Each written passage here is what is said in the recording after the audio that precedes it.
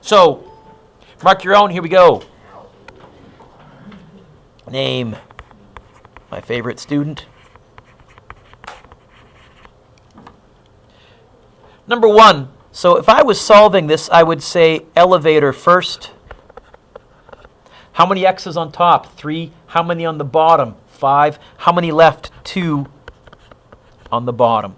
You could add the exponents. There's nothing wrong with that because that's the rule. But you would get x to the negative 2, and then you'd have to say, what the heck do I do with the negative? You'll notice I was able to avoid all that. Number 2, 1 over a to the 4th. Yes? How many on top? How many on the bottom? How many left and where? Number 3, power to a power. So first I would go n to the negative 6, then I would elevator 1 over n to the positive 6.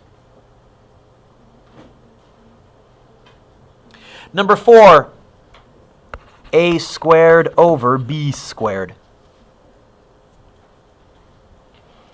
Number 5, 4b squared all over 9c squared.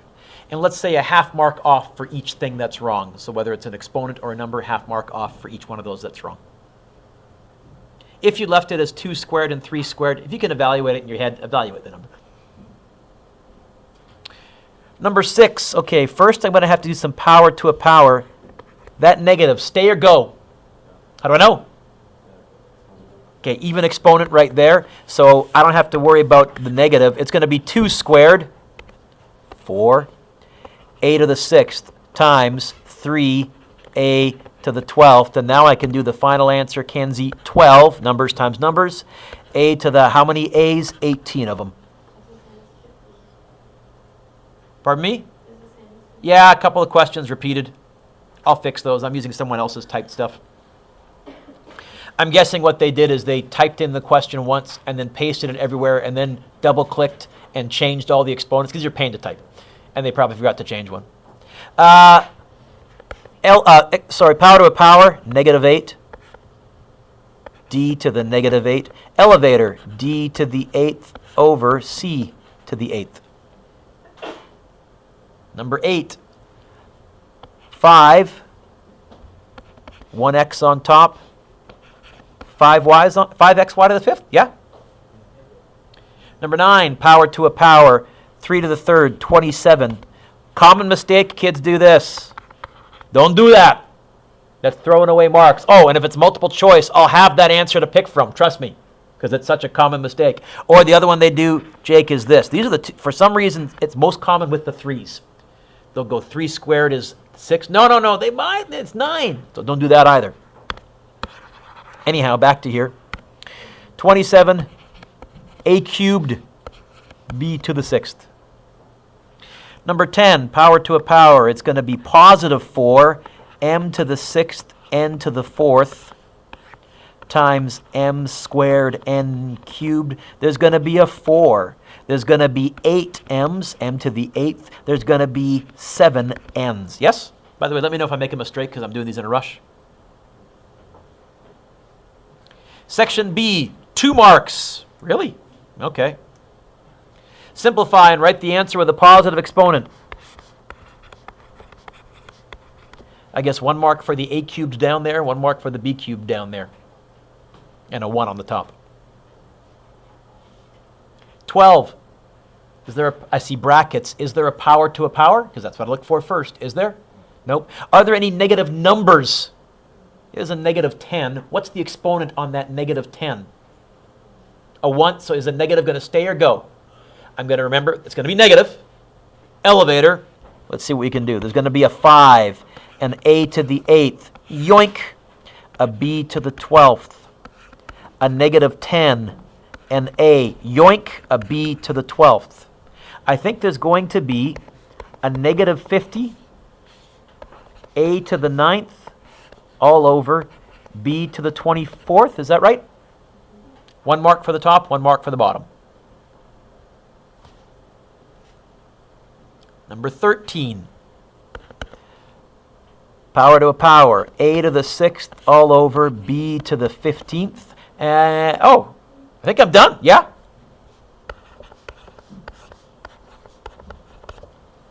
One mark to the top, 1 mark to the bottom.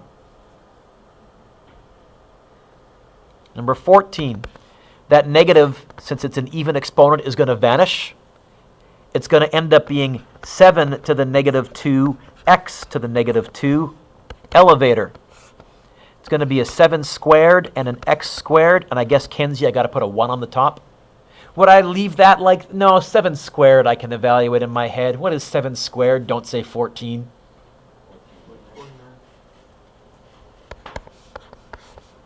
Be a 49 and an x squared. Yes? Keep nodding. 1 mark for the question. What's the exponent right there? A 1? It's going to be negative 2 times 1. You're multiplying onto the exponent. Don't multiply the negative onto the number. Right? Right? Because the exponent would be a negative 2, which would elevator it. Yes, Brendan? Okay. Oh, I already did 15, didn't I? What was 15? I better get the same answer as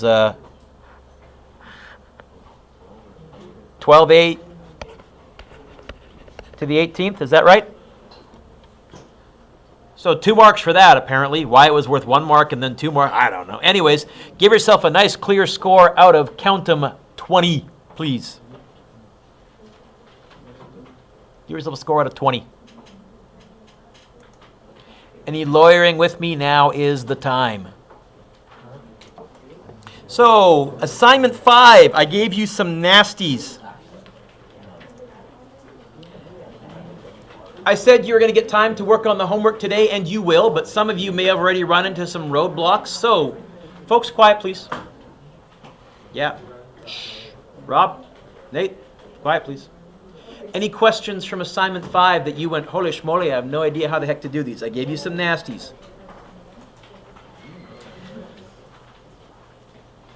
Yep. 2B, 2E, okay. 2E. Fractional exponent and a negative. Okay. And this is where I said to you folks that my how many on top, how many on the bottom method, it works great for everything except for fractional exponents. It doesn't work all that good. I would elevator first.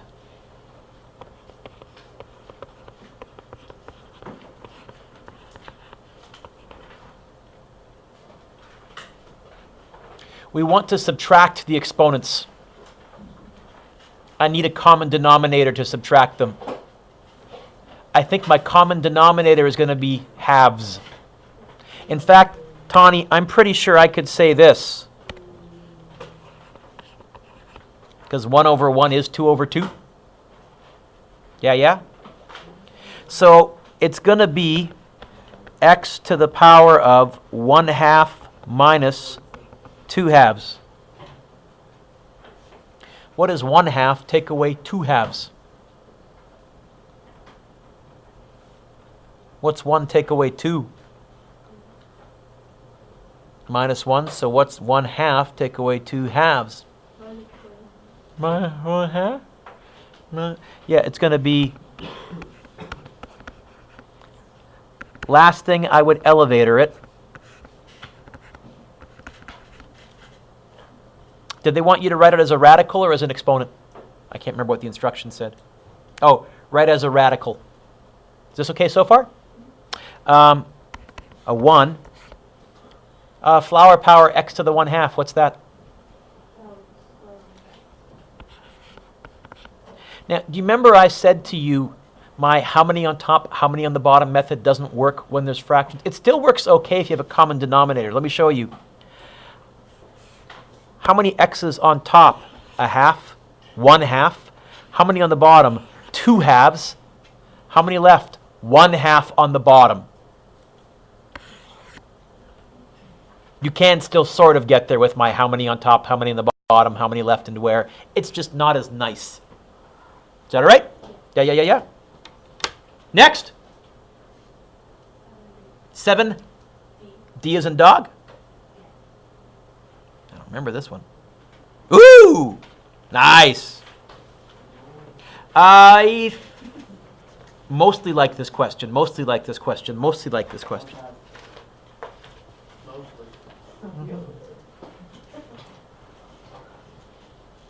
Whenever I have a root inside of a root inside of a root inside of a root inside, whenever I got multiple roots, I start on the outside and I write each root as a fractional exponent. See, the outside root is a cube root? How can I write that as an exponent? What was cube root? Outside everything, I'm going to have a move in. I see another root, a fourth root. See it? How can I write that as a root?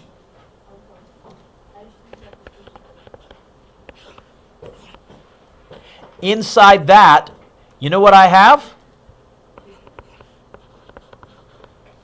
Okay? I'm going to give you the same question, but with nicer numbers.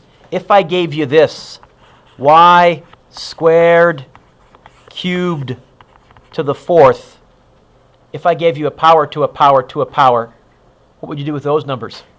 Times them all. 2 times 3 times 4. You know what I'm going to do with these three fractions? Times them all. Oh, and fractions, the multiplying is the easiest operation. It's going to be top times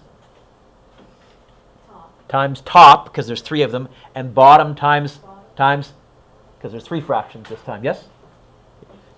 It's going to be x to the 2 times 1 times 1, 2 over 3 times 4 times 3, 3 times 4 is 36.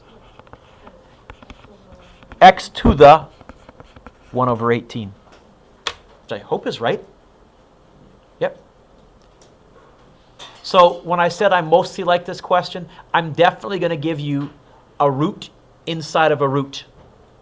I may not give you a root inside of a root with a fractional exponent inside, but I have no problem putting a whole number exponent inside there. In fact, something like A or B or C. Yeah. Okay. Any others?